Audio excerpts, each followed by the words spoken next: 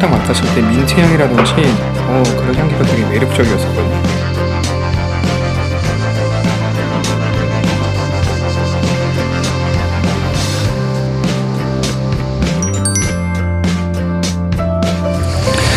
그래서 이 방돌 와인은 총 8개 마을에서 1600개 정도 사이즈의 축구장 크기의 그 포도바에서 연간 430만 리터 정도를 생산해내고 있습니다.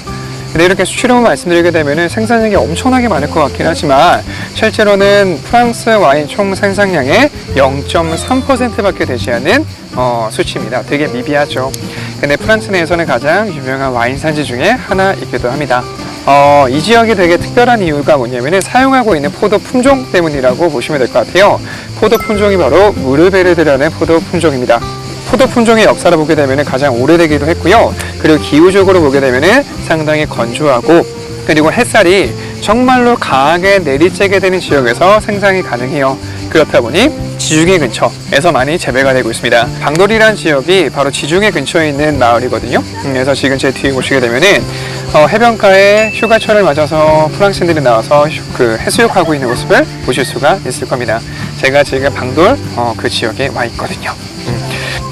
여기 지역이 얼마나 햇살을 많이 받게 되냐면은 포도밭은 거의 대부분 남향으로서 경사면에 대부분 위치를 하고 있고 시간으로 계산하게 되면 1년 동안 태양볕을 받게 되는 그 시간이 거의 한 3000시간이 넘는다라고 이야기를 합니다.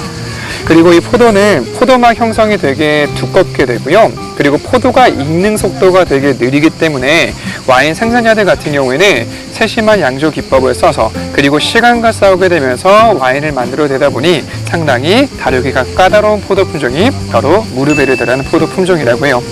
근데 품종으로 만든 와인들 같은 경우에는 색이 상당히 짙고 그리고 향을 맡아보게 되면은 허브라든지 후추, 향신료 야생적인 향들이 되게 많이 나고 그리고 잎 안에서는 상당히 묵직한 타닌과 더불어서 스파이시함이 올라오게 되는 것이 특징이라고 보시면 됩니다.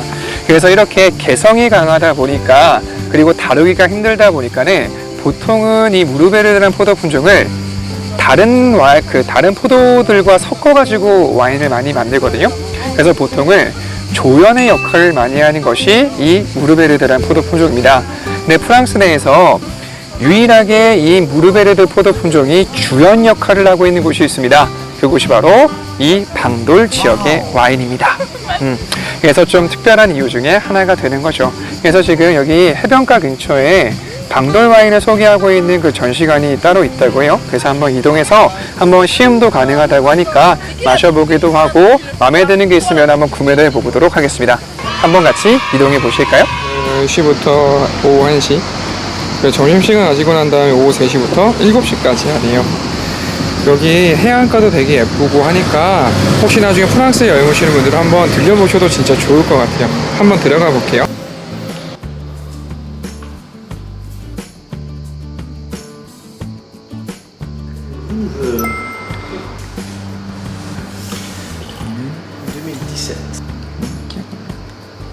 Minimum 50? Maximum 95. 95. 100% interdit. Ah, ok, d'accord. Toujours deux cépages. Ah, deux cépages. L'autre cépage, c'est quoi? Grenache. Grenache. Combien de pourcentage le Là, c'est 90. 90. Oui. 입안에서 타닌의 째우는 맛도 되게 뛰어나고요. 태양열을 많이 받아서 그런지 그 스파이시함 그 열기가 확연하게 입안에서 쫙 퍼져나가는 것 같아요. 좋네요. 17년. 무르베르드가 90%였었고 그르나슈가 10%였었습니다.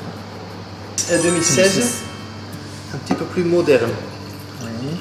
Ça, c'est très classique. Oui. Ça, c'est un petit peu plus moderne. 아, d'accord.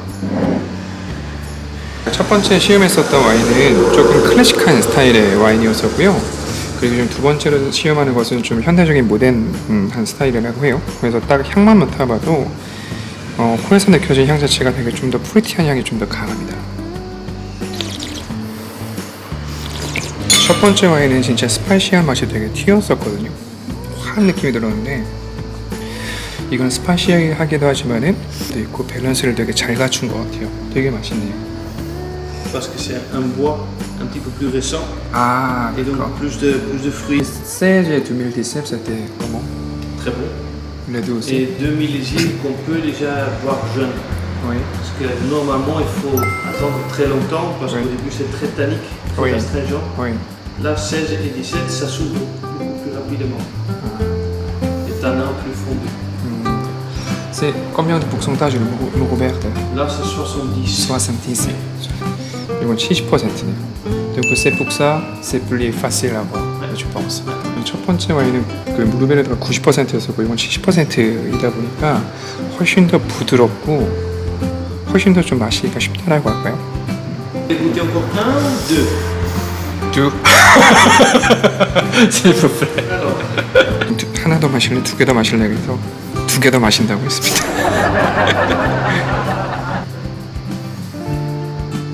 두 번째 와인은 요거였었고요. 그리고 그 무르베르다 포도 품종이 되게 그 타닌 같은 게 되게 강하다 보니까 이거 두 개를 다 비교해보니까 확연하게 느껴지네요. 고통에서 18개월 정도 그 의무적으로 숙성을 해야 됩니다. 그리고 여기서는 이제 스테인리스 통에서의 숙성은 금지가 되어 있다고 해요.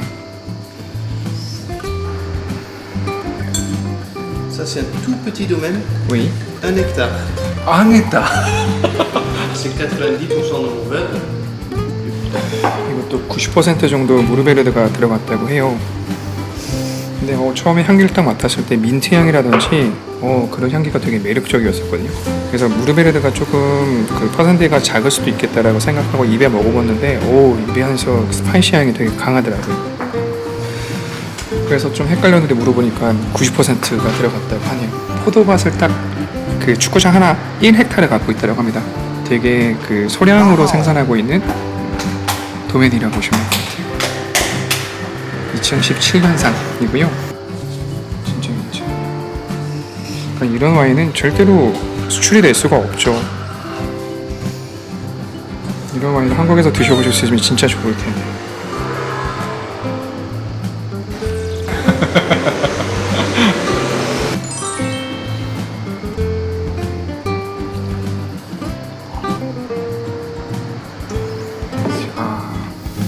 Ça sent très bon. Et pas cher. Pas cher.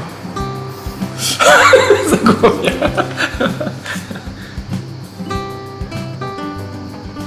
Ah bon? Ça, c'est rare. Hein. Normalement, c'est beaucoup plus cher. Ouais. Et ça, c'est un domaine qui reste très, très, très, très, très bas toujours. On ne sait Ah, pas pourquoi. 2007년산을 줬거든요. 근데 여기 도면이 그러니까 오래된 빈티지임에도 불구하고 가격을 그렇게 비싸게 팔질 않는데요. 지금 2007년인데 이게 20유로밖에 안 하네요. 우리나라 따지면 26,000원 정도입니다. 지금 이게 13년 숙성된 거거든요, 거의. 그런데도 불구하고 입안에서 그 타닌이 어마어마하네요. 근데 지금 잘 풀어져가지고 정말 맛있게 먹을 수 있네요. 약간 초콜릿 같은 느낌이 들기도 하고 되게 맛있게 먹을 수 있네요. 지금 딱 먹기 적기인 것 같아요. 조금 더 기다릴 수도 있을 것 같고요. C'est en 2007, donc 95%. 95. Ouais, le maximum. Je vous sers un blanc, hein, si vous voulez. Oui, s'il vous plaît. je suis curieux. 네, 원래는 이제 제가 여기 레드 와인을 되게 좋아해서 레드 와인부터 먼저 시음을 했는데 이제 화이트도 궁금해서 화이트도 좀 맛볼 수 있냐고 했는데 보통은 이제 그 화이트를 주지를 않는데요. 레드 와인이 되게 강하다 보니까 그거는 이제 여기 와인 생산자들한테 대한 예의이기도 하고. 근데 제가 부탁해서 화이트도 잠깐 한 잔 마셔보도록 할게요. Ça c'est lequel c'est pas? Clairette, Clairette. minimum 50%, Minimum 50%.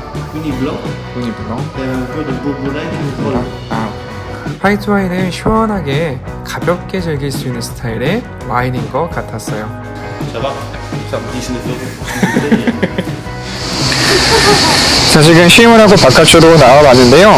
저는 평소에 방돌 와인을 되게 좋아하는 편입니다. 그때 파리에서도 솔직히 그 다양한 종류를 맛볼 수는 없었는데 이렇게 현지에 내려와서 다양하게 시음도 해보니까 더욱더 방돌이라는 그 와인의 매력에 빠지게 된 것 같습니다.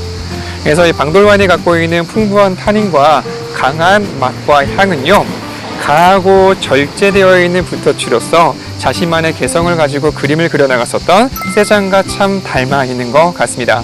그리고 또 한 가지, 세상 그 누구도 시도하지 않았었던 다양한 시각을 그림 속에 그려넣게 되면서 현대 후배 화가들에게 영향을 주게 되면서 현대화의 아버지라고 불리고 있는 세잔의 모습은요, 마치 그 누구도 시도하지 않았었던 조연이었죠. 그 무르베로 도라는 포도 품종을 주연으로 끌어내게 되면서 이후에 남아공 혹은 미국 혹은 호주 등등 제3세계 와인 생산자들에게 아버지라고 불리고 있는 곳이 바로 이 방돌 와인으로서 이 세잔과 방돌 와인은 참 여러모로 닮아 있는 것들이 많은 것 같습니다. 그래서 아까 전에 제가 시음했었던 와인들을 제가 마음에 드는 거 몇 병 샀어요. 그래서 이렇게 산지에서 그림 이야기와 와인을 직접 마시면서 이야기하니까 참 기분이 좋은데, 저는 오늘 다시 액상 프로방스로 돌아갑니다. 그래서 그 생빅투아 산을 바라보면서 이 와인 한 잔 기울이면서 오늘 하루를 마무리해 봐야겠네요. 그래서 오늘 이야기는 여기까지로 마무리를 하도록 하고요. 다음 시간에 더욱더 재미있는 이야기로 다시 만나 뵙도록 하겠습니다. 저는 지금까지 예술과 와인을 사랑하는 남자 아트뱅이었습니다. 감사합니다.